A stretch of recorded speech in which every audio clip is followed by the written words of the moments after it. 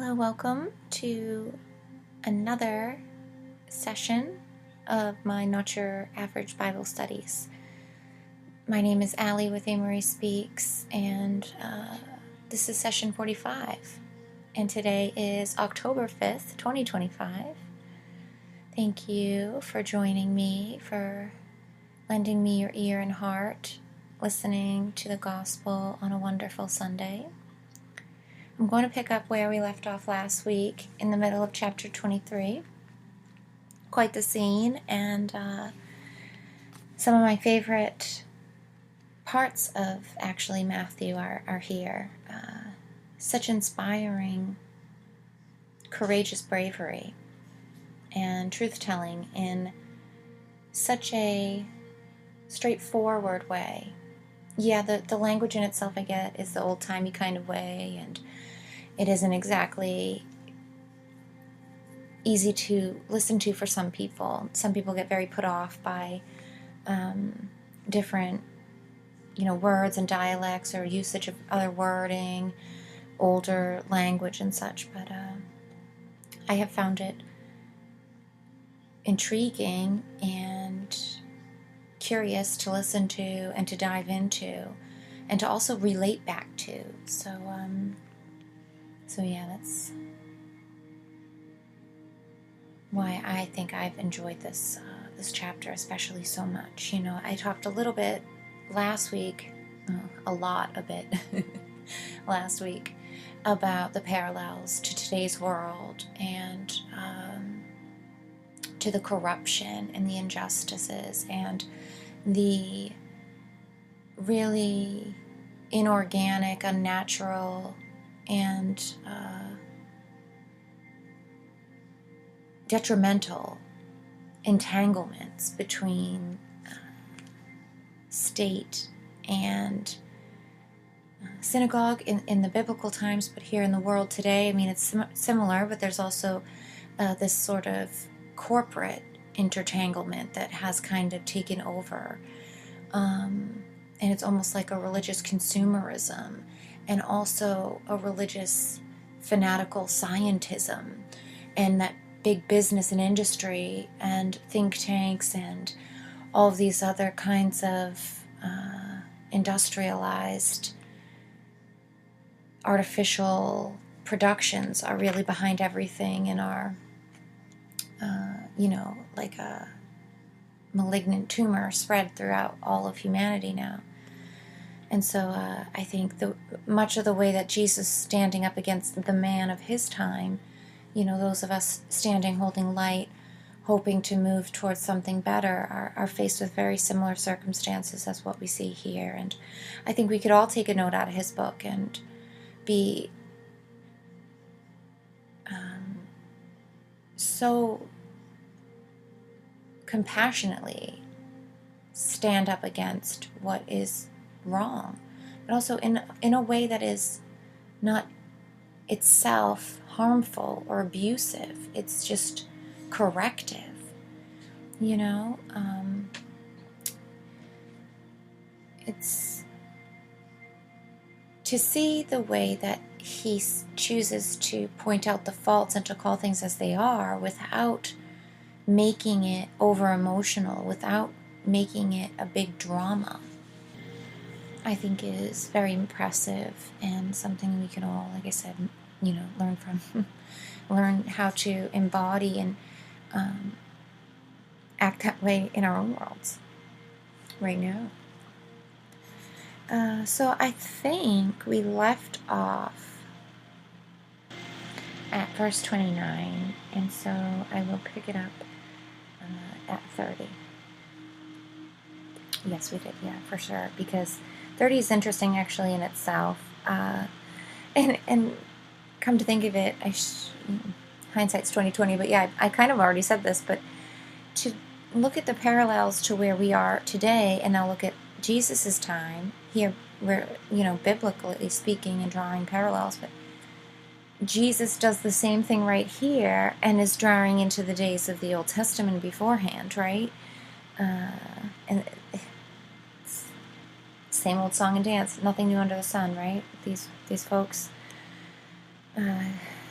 30, and say, if we had been in the days of our fathers, we would not have been partakers with them in the blood of the prophets. Wherefore ye be witnesses unto yourselves that ye are the children of them which killed the prophets. Fill ye up then the measure of your fathers.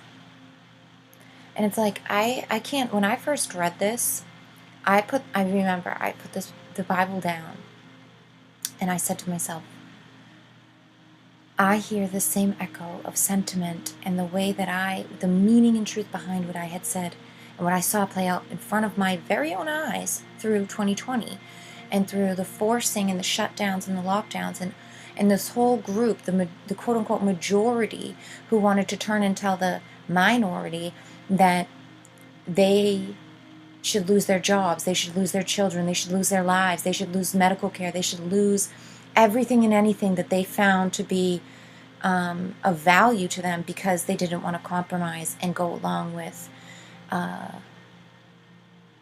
taking part in a social experiment and being guinea pigs for big pharma and doing something that's literally trashing your God-given immune system, literally putting in inorganic, archonic manufacturing into a beautiful, organic, divinely bestowed body vessel. And, everyone would always say, oh, if we were back in World War II, if we were against all these tyrants, they were trying to shut people down just because they looked different, just because they wanted something different, just because they were different, we wouldn't go along with that. We wouldn't go along with slavery. When we learned about slavery and Harriet Tubman in elementary school, we all said, oh, that's not fair. And when we learned about Nazis and all this kind of stuff with blonde hair and blue eyes, oh, they made us all do this whole experiment. Oh, if you have green eyes and brown hair today, nobody likes you. You're not allowed to use the water fountain. Only the kids with this and that are, we all learned that this stuff was nonsense, unfair. Like, all people are equal no matter what they look like or where they come from. It was supposed to be the moral of the story. And yet when we're presented with our own version of it in our lifetimes, barely anyone stuck up for true freedom. Barely anyone stood up to the man. I was quite shocked. I thought there would be way more, and there just was not. But yeah, it's so interesting. And same thing, like Jesus can say, and the proof's in the pudding. Your actions, your fruit already has been come to harvest and been shown to how you would act in that way. So you're on one side or the other, depending on what you chose to do, in my opinion. Just like these, those who rally behind killing prophets, shutting people up who are speaking the truth, things they didn't want to hear, things that would upset the apple cart or cause too many people with too many special VIPs to get their feathers ruffled. So you can't have that.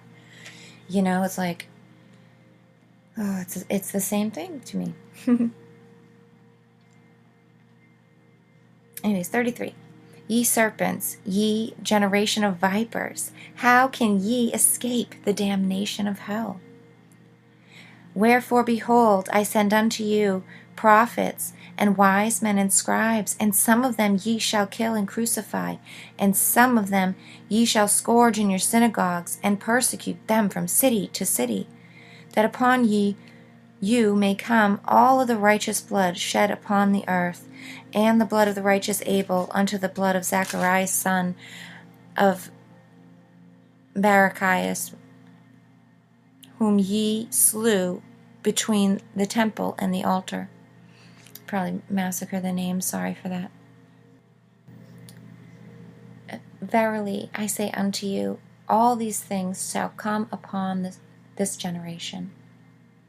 O Jerusalem, Jerusalem, thou that killest the prophets and stonest them which are sent unto thee, how often would I have gathered thy children together, even as a hen gathereth her chickens under her wings, and ye would not. It's so frustrating, and I can totally hear, and understand this from his point of view. It's like trying to do good for others, trying to show them that it's not the way that they see it, and it's still, they choose to cause hatred and harm and abuse and scapegoat and blame, and it's so frustrating. Behold, your house is left unto you desolate. For I say unto you, ye shall not see me henceforth, till ye shall say, Blessed is he that cometh in the name of the Lord. That's the end of chapter 23, and I think I'll end it with saying that we might be at those times. I think they might be finally ready to come around and say some of that pretty soon. I think there is still a vile den of vipers congregating and pushing forth their own inorganic, inverted prophecies, attempting to cast out control and depict this false sense of control with their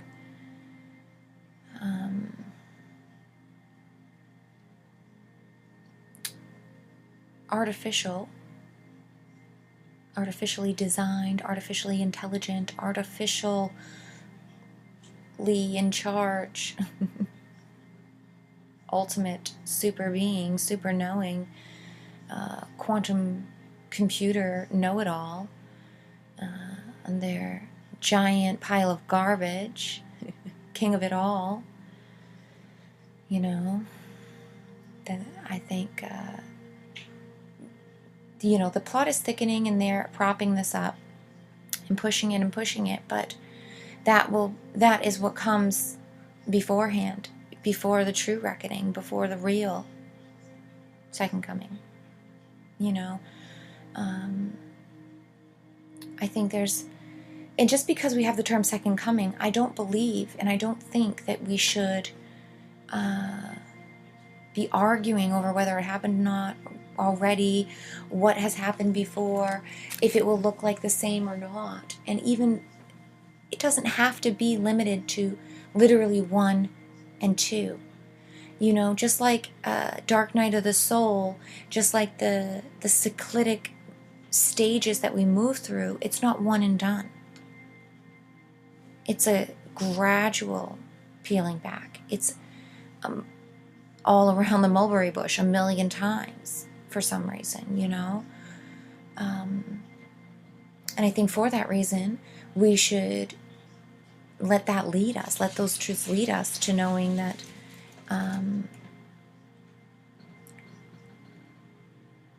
this awakening, this revival of truth, the turning towards Christ, the Father, the good narrow path, is a journey for each person to go on, to pick up and walk with. And in that comes their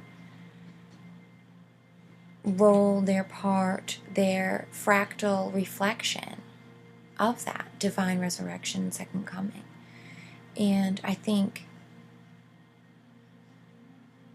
all potentialities are possible. I think that, just like I think some people will argue, is Jesus Christ a real person, or is it the sun's movements with the equinox, and have they just morphed that into a story about a man?